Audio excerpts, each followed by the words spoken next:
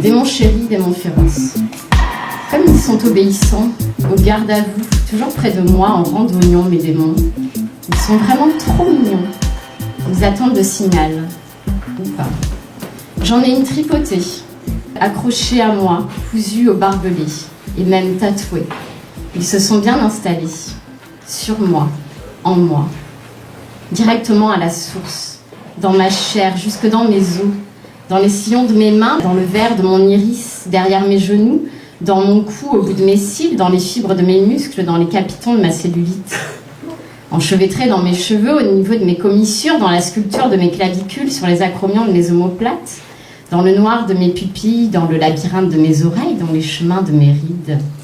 Nichés sous mes ongles, recroquevillés dans le trou de mon nombril, tapis dans les plis de mes bourrelets, dans l'obscurité de mes narines, dans les créneaux de mes orteils, au chaud sous mes aisselles, dans les vapeurs de mon haleine, blottis dans mes caries cachés entre mes poils.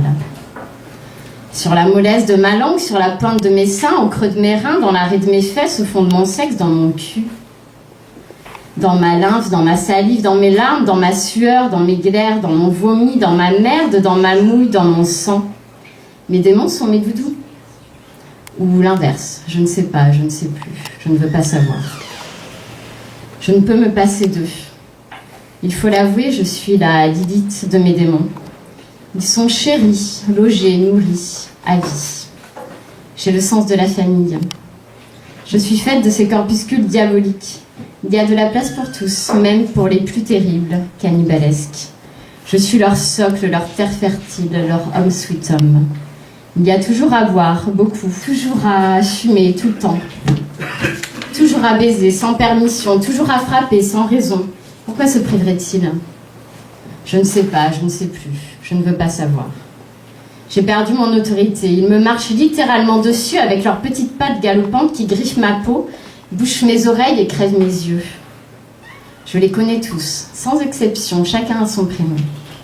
Ils me tiennent compagnie, me dévorent et me poussent même à me goûter. Je suis si bonne à les entendre, si facile à vivre. La championne, la meilleure, l'irrécupérable, la perdue, la fichue. Ils sont d'une fidélité sans borne. Et Lilith, Lilith, suis-je appelée à n'importe quelle heure du jour et de la nuit. Je leur suis toute dévouée, un peu trop peut-être. Je ne sais pas, je ne sais plus, je ne veux pas savoir. Je dis ça, mais je reviens toujours vers eux, les appelant un par un. Inquiétude maladive quand un manque à l'appel. Ils reviennent vivants, ils rendent vivants les battements de mon cœur, ma respiration, ma digestion, mes pensées, mes rêves, mes absences, la coordination de mes gestes, mes ivresses, mes fièvres, mes délires, mes orgasmes, mes cris, mes échymoses, mes secrets, ma vie. Quand les mains de quelqu'un dansent, ses mains deviennent plus grandes que son visage. Et l'intérieur de ses mains et de ses mains grandit. Ce sont des mains crispées qui sont plus grandes et plus grandes qu'un visage. Et ses épaules et ses bras font des cercles et des grands cercles avec ses bras. Et l'ombre de ses mains est plus grande et plus que l'ombre de son visage. Elle s'ouvre, et elle s'ouvre, et elle s'ouvre. Il n'y a pas l'ombre de sa langue, mais le ventre de son corps qui enfle et qui se creuse et qui enfle. Et quand les mains de quelqu'un dansent, il y a son ventre qui enfle, et qui a des yeux et des mains qui sont plus grandes que son visage. Il y a la partie molle de son ventre qui enfle et qui se creuse et qui veut être tordue. Pour faire le vide et le plein, et pour faire et le plein et pour jouir. Et les mains de quelqu'un sont plus grandes que son visage. Et elles se tordent le plus possible, et se tordent le plus possible pour se toucher le milieu du dos et pour jouir. Le plus possible pour faire le vide et le plein. On veut être une bouche et un sexe. Et des mains, et des mains qui sont creuses et qui enflent pour se tordre le plus possible, et des mains qui sont plus grandes qu'une langue qui sort d'un visage. Et sous la lumière, il n'y a pas de couleur. Il n'y a que des ombres qui se déplacent. Et les ombres, ce sont des épaisseurs de noir qui s'accumulent, et les ombres sont plus grandes que les mains de quelqu'un qui se tordent le plus possible, et qui se tordent le plus possible, et qui cherche à se vider et remplir, et qui cherche à soulever et à soulever en se tirant par les cheveux. Et l'ombre de ses cheveux est plus grande que l'ombre de son visage. Et il y a des morceaux de vide et de plein dans l'ombre de ses mains, qui sont le plus tordus, et qui sont le plus tordus pour faire le vide et le plein. Et danser, c'est essayer de se toucher le milieu du dos. Et quand on regarde un ciel gris, c'est moins grand qu'un ciel bleu. Et c'est seulement, et c'est seulement. Et c'est seulement moins grand, et c'est seulement vide, et c'est seulement moins grand. Et dans un ciel gris, on est de moins en moins, et dans un ciel gris, on respire moins. Alors que dans un ciel bleu, on respire et on respire. On se regarde et on respire. Et un ciel gris, c'est plus sale, et c'est plus sale qu'un ciel bleu. Et il y a des miettes dans le bec des oiseaux. Et un ciel bleu, ce n'est pas vide. Et dans une ombre, on peut mettre du violet à la place du gris. J'ai rencontré Moonbide et il m'a parlé. Monsieur Moonbide, vous me faites mal. Je ne vous connais pas. Monsieur Moonbide intérieur, vous me faites très mal. Vous m'inspirez, vous m'inspirez et je me sens extrêmement seule. Vous me faites très, très, très mal. Quelle est ma place ici maintenant? Maintenant, je pense avoir compris, mais maintenant, je ne sais plus. Il se passe quoi? Madame, vous avez de la chance d'être arrivée jusqu'ici. Oh oui, madame, vous avez eu beaucoup de chance. Vous avez mis du temps, madame. Et vous avez fallu du courage, madame. Vous avez la chance d'être arrivée jusqu'à moi. Maintenant, visitez-moi, votre vide, madame. Maintenant, dégustez-moi, madame. Je suis votre guide, votre vide. Je fais partie de vous. Et vous êtes un grand ensemble. Et c'est parfait comme ça. Maintenant, remplissez-moi, madame, à votre guise. Bleu.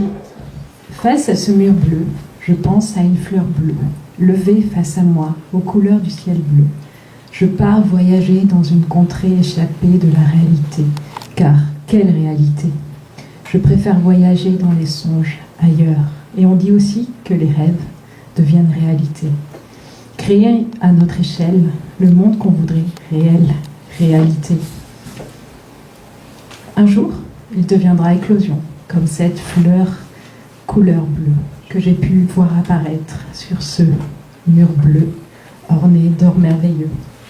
Cette fleur bleue vous souhaite une bonne soirée.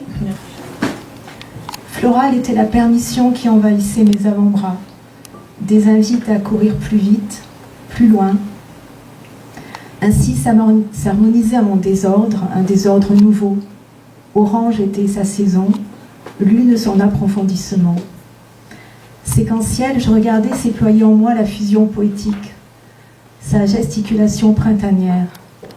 Ainsi, les fleurs s'arrimaient-elles toutes en un instant. Ainsi s'éparpillaient-elles toutes. Ainsi étais-je à nouveau, plus sombre que leur ombre. Je devenais l'élu de mon propre royaume. Ton désir était le seul à m'effrayer. Comme d'habitude, ta tête brinque-ballante d'un côté l'autre.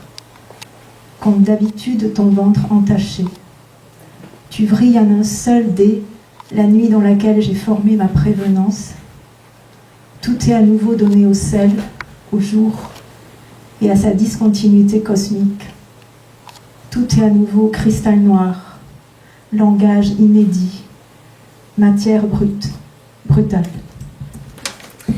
C'est une fille, exactement une fille, ni plus ni moins qu'une fille qui marche sur un trottoir, le trottoir d'une ville qu'elle ne connaît pas, une fille sur un trottoir inconnu, dans une ville inconnue, une fille qui marche en but, une fille aléatoire, une fille fortuite, une fille qui marche au hasard comme certaines filles marchent dans la ville, une fille qui marche un peu penchée, une fille pressée comme n'importe quelle fille des villes. C'est une fille avec des bonnes chaussures, disons pratiques, des chaussures pratiques, le type de chaussures qu'on met quand on marche dans une ville sur un trottoir. Donc des chaussures pour une fille qui marche longtemps, depuis longtemps. C'est une fille avec un sac à dos, une casquette, des mitaines, une fille pupille, opale, anneau à l'oreille droite, une fille qui dit à qui le lui demande. Pénélope est mon nom et j'ai quitté Ithaque. Une fille qui, alors qu'elle marche, le pied, le pas, le poids qui pèse sur le pavé, a l'impression que quelqu'un marche derrière elle. Oui, Pénélope a l'impression que quelqu'un, mais c'est pas dans les siens. Elle a l'impression, Pénélope, qu'on la suit, l'impression qu'elle n'est pas seule dans la ville inconnue, sur le trottoir jamais foulé. Elle a l'impression, Pénélope, que chaque fois qu'elle soulève sa chaussure, ce n'est pas un mais deux pieds qu'elle repose. Alors Pénélope, précautionneuse,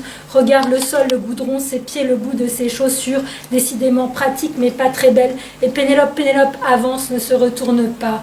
Déjà quittant Ithaque, Pénélope n'a pas regardé par-dessus son épaule. Non, Pénélope n'a pas regardé ce qu'elle laissait derrière elle, ni Télémaque, ni sa servante, encore moins sa tapisserie. Non, Pénélope a mis ses chaussures de voyage, celles qui patientaient en haut de l'armoire en prévision d'un petit trip, comme elle s'est dit à elle-même, Pénélope en se regardant dans la glace pour se donner du courage. Et un jour, un beau jour de sa vie, Pénélope a esquissé un pas de côté, un mouvement de jambes. Hop, hop, hop, Pénélope est partie. Et Pénélope marche. Pénélope avance sous un ciel autre que celui qu'elle regarde. Pénélope, les yeux plantés sur le trottoir et ses aspérités, ne songe pas au rivage d'Ithaque, au roger d'Ithaque, au soleil d'Ithaque. Non, Pénélope ne dit pas Ithaque est ma demeure. Pénélope dit moi, j'ai quitté Ithaque. Et Pénélope avance. Et derrière Pénélope, il y a quelqu'un. Derrière Pénélope, il y a une fille qui marche, une fille qui vient de loin, une fille qui porte des chaussures adaptées, des chaussures avec des semelles en caoutchouc, des semelles qui plissent sur le revêtement humide du trottoir. Cette fille, la fille juste derrière Pénélope, a la gorge sèche. Cette fille a soif, alors elle tape sur l'épaule de Pénélope. Salut, moi c'est Irina, je vais à Moscou, t'aurais pas un peu d'eau? Pénélope continue de marcher, de l'eau, non, elle n'a pas d'eau. Ulysse a pris la gourde. Pénélope enchantée, moi j'ai quitté Ithaque. Et Pénélope dit ça, articulant, prenant soin d'articuler, car Irina a l'air un peu perdue, même carrément à l'ouest. J'ai quitté Ithaque, répète Pénélope à Irina, qui marche à sa hauteur. Et Pénélope s'attend, voudrait qu'Irina lui demande pourquoi as-tu quitté Ithaque après tout ce temps. Mais Irina dit à Pénélope, et c'est loin de Moscou, Ithaque, est-ce que tu voudrais venir à Moscou avec moi? Et Pénélope qui n'en sait rien de la distance entre Ithaque et Moscou. Pénélope qui trouve ça formidable de n'avoir nulle part où aller, oui, comme c'est bon de marcher dans une ville vaste et vide. Pénélope qui jamais plus ne reviendra en arrière, tisser, détisser, tisser et retisser. Pénélope se décale sur le trottoir. Irina se place à côté de Pénélope. Pénélope entend le souffle d'Irina. Irina entend le souffle de Pénélope. L'une à l'autre, elles s'accommodent. Tu sais, à Moscou, la vie est lumineuse. Oui, oui, dit Pénélope, on pourrait acheter une bouteille d'eau. Et ce sont deux filles, exactement deux filles, ni plus ni moins que deux filles qui marchent sur un trottoir. Deux filles donc, l'une a quitté Ithaque et l'autre va à Moscou. Construire un monde bienveillant, souhait ardent, vivre société d'entraide, de solidarité, de permanence. Cauchemar, 143 féminicides dans un monde de rapports de domination. Poursuivons nos déconstructions, nos pédagogies féministes et poétiques pour faire fuir la violence du patriarcat. Femmes partout dans le monde, levons-nous contre les cruautés immondes, contre les tortures habiles sur les minorités de sable, contre les vulnérables en osier friable. Marchons pour nos libertés sans perdre de sœur, en pas de côté devant l'ordre sans cœur. Malgré l'indifférence des heures, les maudits interdits inédits, contre les vents et les peurs, entre ouragans et torpeurs, levons-nous pour nos dignités d'âme et la dignité des femmes, femmes iraniennes, femmes palestiniennes, femmes ouïghours, femmes afghanes, etc., etc., pour nos enfants et pour toutes les femmes. Lueur féministe et enfantiste, en arc-boutant, arc-en-ciel de couleurs, sur mécanique de béton brutal et en bouton de fleurs. Abeilles féministes, choisissons passage de miel. Mon courroux ne se tarit pas, ma colère ne s'apaise pas. Sœur afghane, je ne peux pas me taire. Taliban, votre ruche grise intégriste me consume de ses feux conservatistes et ne veut pas vous plaire, vous condamner en crime de genre. Votre patriarcale malédiction est maladie du diable. Angle droit, vous effacez arc de cercle.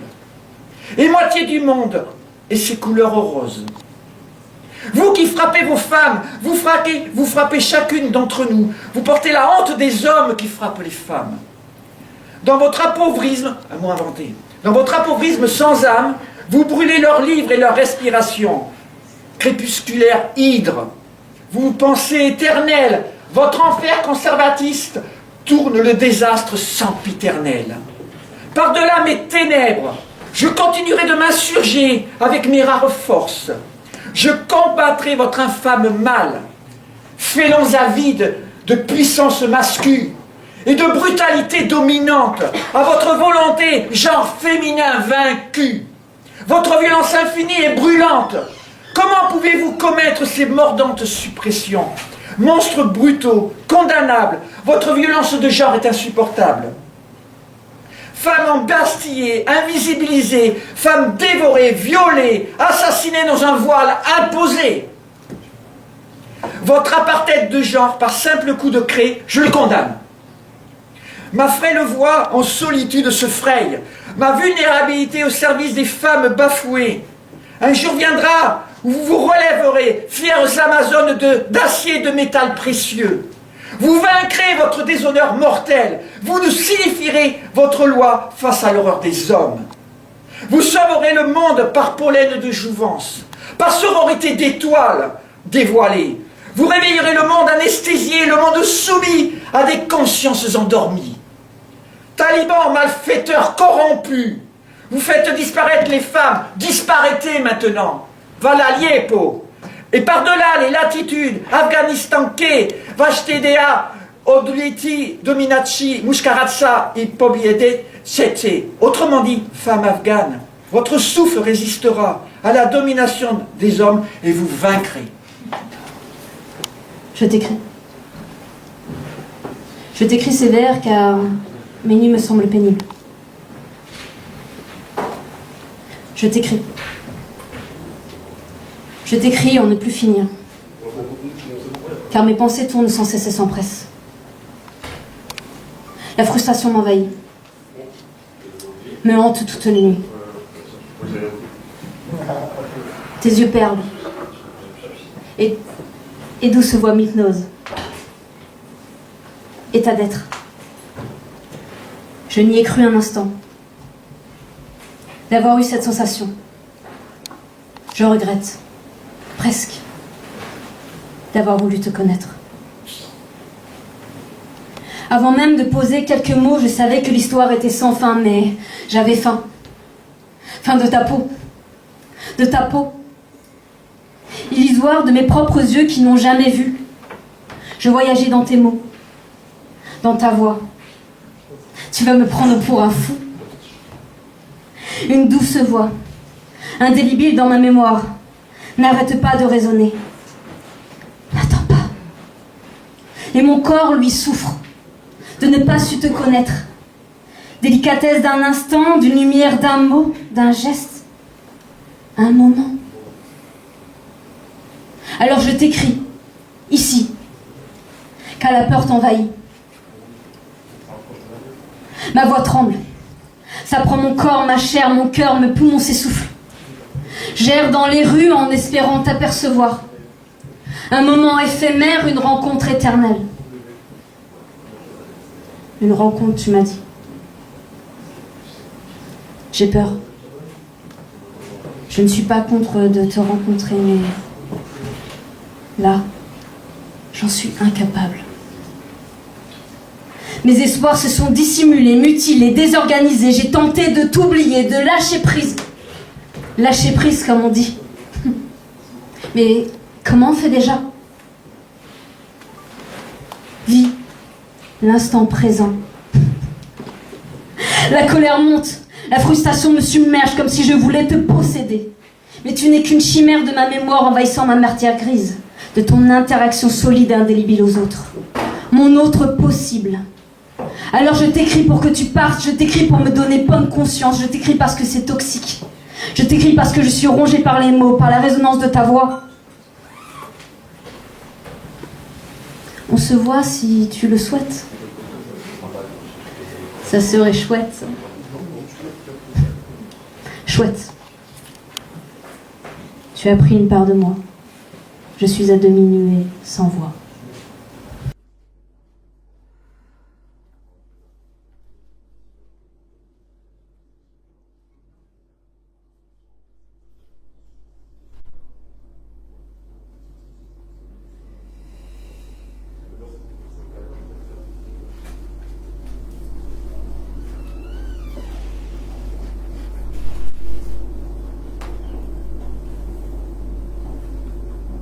Le lieu, l'espace,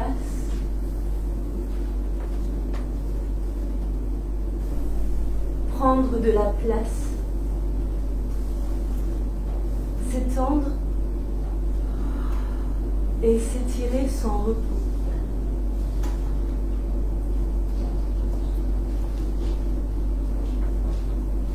Motion vers la beauté, au risque de l'aurore, qui épie la lumière derrière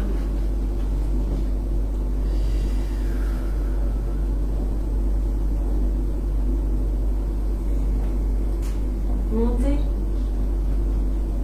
et s'éprendre. Du pas succédant au désir.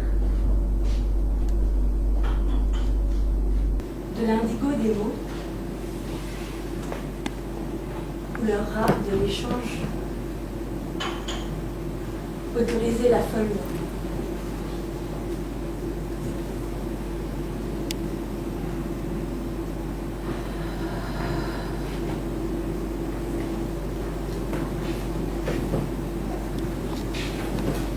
S'étendre et voler, approcher les racines des ailes, se lever, déployer le ciel, l'essence, la liberté de la course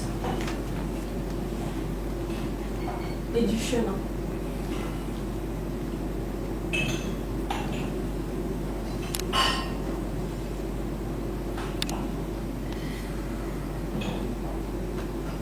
Se rendre.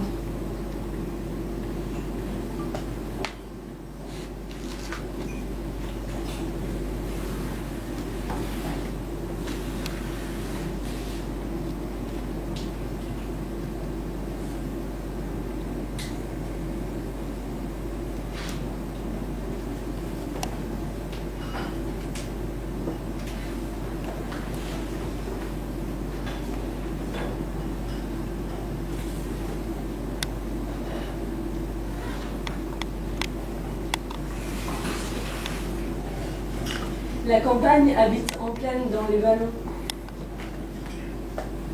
danse sur la pointe du thym.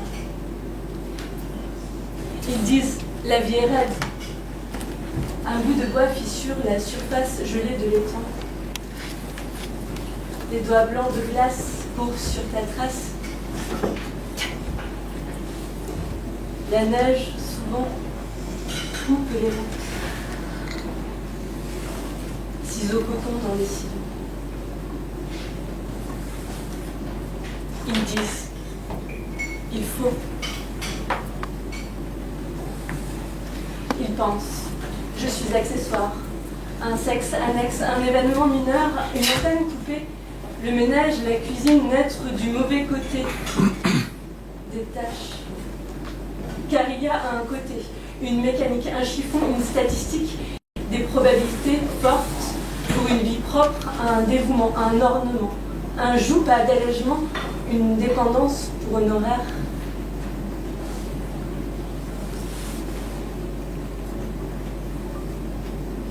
Limagne, germe une autre terre.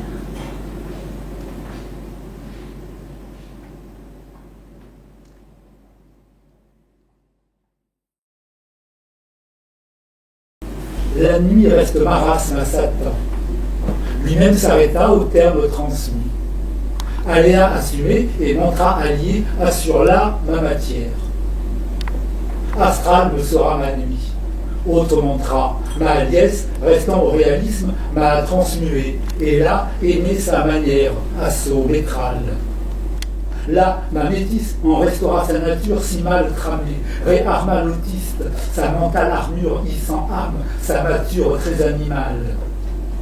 L'artiste amusé ramena sa si râlante amertume à sa terre. La muse matin aura maintes larmes, et là sa rime sera mutante. Autant amasser l'aimerie. Réré malin, tu mets sa sérénité à mal. Tu ramas au même astre, à l'instar, las, ta marraine s'émeut. Ralentiras-tu à même sa rue, tel à ma transe, mais s'amusant à marier l'été à mes ultras anti-marées, sa raison méta-lumière.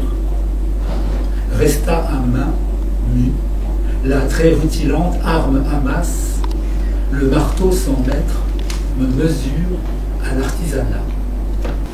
Un bar aux zinc plein de zigots en couleur, un micro en jauleur de la chaleur, et me voilà devant vous planter comme une fleur, pour vous dire les épines que porte ma robe de douceur.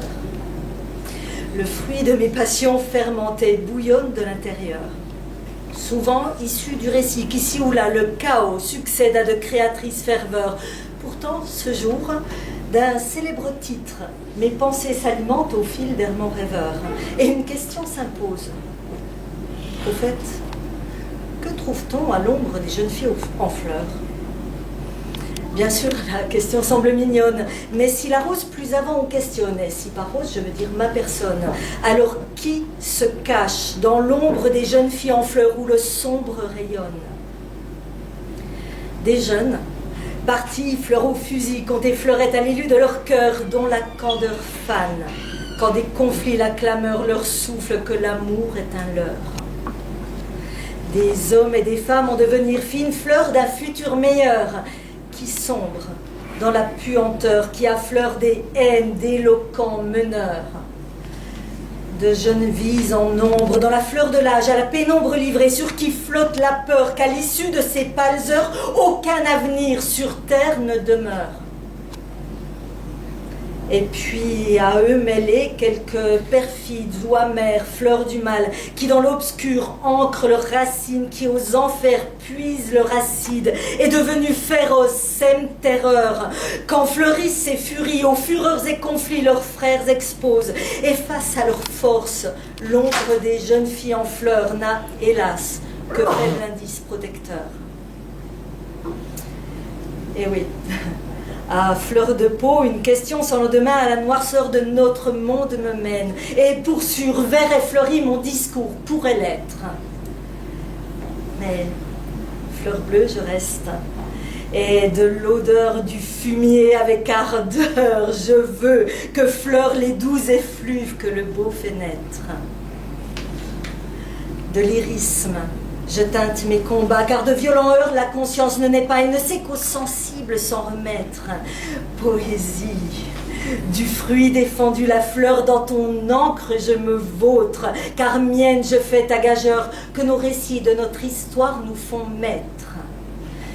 Fleur de pavé, qui les chaos de la vie dans la chaleur d'un café part de ses fières lettres. Fleur de pavot où les émules des paradis perdus se damnent au micro qui du verbe les fait prêtre. Voilà ce qui ce soir m'a planté devant vous, déclamer mes vers, avant que de disparaître de ce bar aux zinc plein de zigots en couleur qui de partage sont venus se repaître. Il détestait l'Église qui avait forcé ses prières. Il détestait prier car il aimait désobéir. Un soir de tempête, il voulut craindre Dieu. En chapelle de Soyart, la foudre le frappa, lui et l'oiseau à la fois. Il devint berger et non pèlerin, simple messager, marcheur dans les lointains. Je n'ai besoin que d'une laine pour m'inviter au creux des arbres. Il se trouvait nu, car brebis ne prêtait pas. Prendre à brebis sans le lui demander, c'était le vieux temps. Je ne suis pas de ceux qui volent les pelages. L'herbe piquait, car il ne l'avait pas connue. Il s'habituerait au mélèze ingénu. La pluie trempait, car il ne l'avait pas su.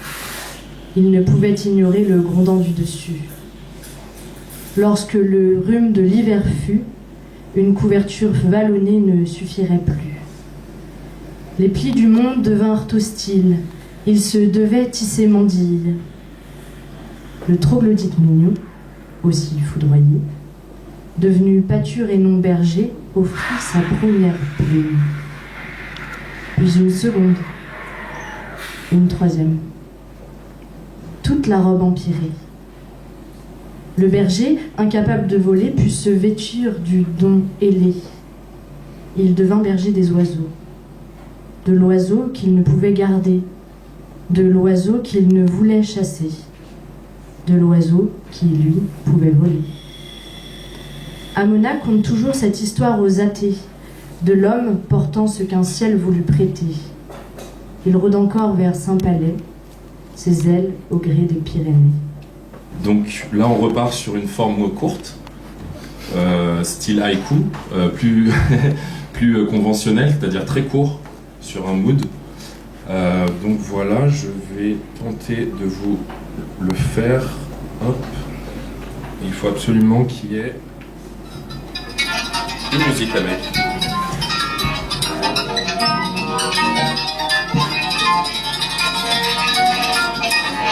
Alors. Épiphanie. Ô rayon de lumière, oui, grâce à la poussière, viens pénétrer les terres et révéler ton être. Lentement, mais sûrement, dans ce souffle expirant, lancinant, éclatant. Voilà. Bataille sur un champ de pensée. Parfois, la vie semble décider à te voir chuter, à te voir abandonner. Mais ne te laisse pas tomber, ose tout donner. Aime tes pensées, que brillent tes belles idées. Alors pousse tes soucis hors du champ. Et pour cela, lance-toi sur ce vaste champ. Non pas celui d'où tombent les corps morts, mais celui où abonde la flore encore et encore. Pour ça, plante-toi. Apprends à planter tes pensées. Crois aussi en toi pour que croisse ta personnalité. Vas-y, enracine-toi pour que fleurisse ton identité. Et sème des « je m'aime », on n'en a jamais assez. Car lorsque tu cesses de te croire insipide et que tu jardines ton esprit sans pensée pesticide, alors s'en iront pression, dépression et suicide. Car c'est ainsi que tu seras une fleur splendide en prenant soin de toi. Alors, retiens-le. Pour beaucoup, le courage se mesure à l'audace, à la bravoure des durs, ceux qui encaissent des coups et endurent, ceux qui frappent et attaquent avec démesure. Cependant, c'est chez les gens qui désespèrent et qui chaque fois résistent à l'envie d'être suicidaires et qui malgré la misère brillent tels des lampadaires. C'est chez eux que la vraie ferveur opère. À ces personnes-là, le vrai courage se présente, car malgré les malheurs, elles restent reluisantes. Elles vivent et sourient face aux flammes démentes. Elles résistent chaque soir aux maux qui les hantent. Et donc une pensée pour ces opprimés, qui chaque jour luttent pour leur gaieté, ces êtres qui, en plus de leur générosité, parviennent le soir à briller, même déprimés. Pense donc à ces âmes, admire leur courage et retiens-le. Hashtag binational. Hashtag trinational. Hashtag française et béninoise et capverdienne. N'en déplaise à celles et ceux que les étranges dérangent, qui trouvent une odeur rance aux nuances par les ici et les ailleurs. Nous sommes légion de comme moi, et nous ne choisirons pas. C'est trop tard pour la souche à laquelle vous vous agrippez pitoyablement. Depuis bien longtemps, elle accouche d'arbres aux fruits étranges, bien vivants. Bariolés, bigarrés, chamarrés, nous sommes légion d'hybrides panachés. Nous n'avons pas demandé à venir en ce monde, mais nous ne nous en excuserons pas. Vous refusez de voir advenir ce monde, mais ces fervents ferments vous décomposent déjà. Nous ne courberons pas le dos. Nous ne baisserons pas les yeux. Nous ne tairons pas nos voix. Nous existons et nous ne nous laisserons pas amputer. Nous ne vivrons pas à demi. L'agresseur de critiques d'art, le bourreau pictural de Marianne, le profanateur d'urnes électorales flânait sur la scène comme un promeneur marchant sans but un soir au bord de la mer, un promeneur auquel il aurait pris fantaisie pendant sa balade de se raconter mentalement une aventure loufoque dont il était le héros. Son buste était légèrement renversé en arrière, tressautant au rythme des soudaines pirouettes qui entrecoupaient fréquemment son pas chaloupé. Il s'arrêtait parfois, donnait des claques dans le vide ou faisait mine de manière une épée invisible comme s'il livrait un duel imaginaire. Son doigt ganté de blanc s'élevait ensuite et battait pendant quelques secondes une mesure que lui seul comprenait. Puis un sourire satisfait lui venait et il se remettait en marche. On pensait spontanément que le sanglier rieur, c'est son nom de scène, on pensait spontanément que le sanglier rieur s'était bien mal nommé. Rien, en effet, n'aurait paru plus éloigné de l'animal robuste et terrien que ce personnage sautillant qui s'amusait à mettre en scène la désarticulation coordonnée de son propre corps. Une observation un peu plus attentive, cependant, permettait de déceler sur son costume de cérémonie quelques éléments représentant l'univers bucolique et forestier où s'enracinait son inspiration. Une broche en forme de sanglier bondissant sur l'un des revers de sa veste en queue de pie faisait face à une orchidée de la variété Cattleya, ouverte lascivement sur le revers opposé. Le chapeau haut de forme posé sur sa tête, obéissant à un commandement obscur de son propriétaire, avalait goulûment toute la part de lumière qui lui revenait pour la convertir en un trouble rayonnement cramoisi, semblable à l'éclat rougeoyant de son sinistre chapiteau. Le visage blafard de l'artiste, poudré généreusement comme à son habitude lorsqu'il paraissait en public, était alors libre de renvoyer une clarté lunaire seulement altérée par le vermeil subtil de ses joues et la moustache en trait de crayon qui caressait une bouche gourmande, convoitant les bons mots et la bonne chair avec une égale insatiabilité. Sonia de fait était arrivée au centre de la scène et l'attendait, mais lui, tout au spectacle qu'il insérait dans le spectacle, ralentit son allure. Ses lèvres se crispèrent en une expression énigmatique faite de dédain et d'amusement mélangés. Avec un léger déhanchement, il fit 3 pas en arrière, ses chaussures glissaient à chaque fois sur le sol qu'elles embrassaient puis abandonnaient avec frivolité, alors qu'il désignait alternativement de sa main droite puis gauche quelque chose par terre qu'il était seul à voir et dont il se moquait. L'assistance tout entière suspendait son souffle, peinait à suivre ce mouvement chaotique, se laissait gagner par la crainte de le voir bondir en arrière et s'échapper dans la nuit avec un grand rire insouciant, plantant là le public et son élève interdite.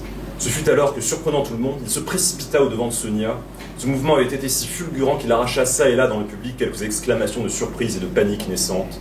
Le sanglier rieur franchit prestement la distance qui le séparait de sa disciple, en tournant 3 fois sur lui-même avec ses bras ouverts, comme une toupie lancée dans une course effrénée, les pans de sa queue de pie virevoltant derrière lui. Son visage livide, lorsqu'il se tournait vers la foule, était fendu par un sourire éperdument joyeux qui avait imprimé en même temps l'ivresse de la scène, mais aussi le tourment éternel d'une soif d'ovation lancinante et impossible à étancher. Peut-être voulait-il adresser aux quelques milliers de spectateurs qui le regardaient une invitation à sauter sur scène et à venir l'étreindre. S'il devait répondre à son appel et l'étouffer sous le fracas de leur piétinement déchaîné par sa convocation insensée, il mourrait en riant. Je vous remercie. Je suis dangereuse dans les 2 rives.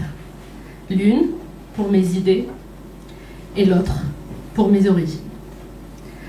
À l'administration française, je me retrouve encore en première ligne, suivre les règles. Il faut s'y plier, tout est noté, tout est ordonné. Il faut suivre à la lettre. Un extrait d'acte de naissance, une copie d'intégrale de naissance, 3 photos, une attestation d'inscription scolaire, une attestation bancaire justifiant minimum 615 € par mois pour le statut étudiant étranger. Et développer ce réflexe compulsif de vérifier que chaque document est en cours de validité et bien traduit par un traducteur assermenté reconnu par l'administration. Une voix crie « En ligne !» On se regarde, on exécute, on avance. Une personne, 2 personnes, 3, 100. C'est quoi ton numéro ? Hurle une autre voix. Pour lui, nous sommes sans numéro, sans dossier, sans nom, sans visage, sans histoire. Il faut suivre les instructions. La première règle, apprivoiser et maîtriser la langue. Sinon, on te corrige. Encore, toujours. La langue française est délicate. Ma langue tire ses cheveux, elle se débat, elle s'arrache le sens. Ma voix tiraillée, bégayante, entre syllabes, consonnes, voyelles. Mes neurones brassent un cocktail. Entre le Ra, le Jota espagnol, le KH de Chap Khaled ou Chap Khaled. Mes oreilles s'efforcent, nouvelle musique, distinguer le et et peu à peu des sons inconnus sortent de ma bouche. Mon cerveau décode malgré lui une langue assurée entre français, arabe et derija. Je faisais des efforts linguistiques. Je limais ma langue pour polir le haut et le haut qui s'entrechoquaient en moi comme deux nations en guerre. Je limais ma langue jusqu'à ce qu'il cesse de s'affronter. Je tournais ma langue pour dissiper l'étrangeté. Je marchais à pas feutrés, chuchotant une poésie dans une langue qui me repoussait. Mais, à l'administration et à la douane, c'était écrit, noir sur blanc, en majuscule et en gras, étranger.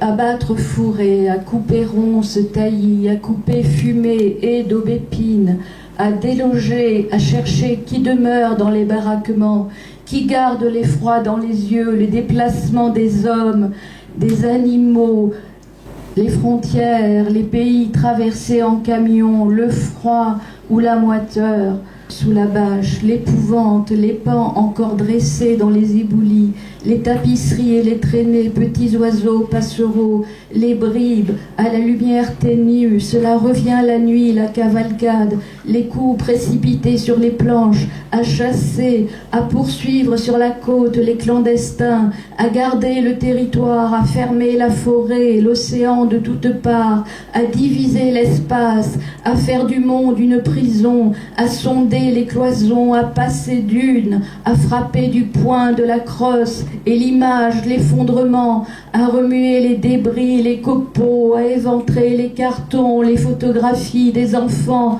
les habits sur les buissons, longtemps à déchirer, à en découdre, longtemps à revenir sur leurs pas, défonçant les portes, à extirper, à saisir par la manche, le poignet retourné, à projeter la lueur irradiante, à fouiller la pièce de leur lampe, à chercher un visage sous un visage, à suivre les réfugiés à la trace, à courir à la perte, à la dénonciation.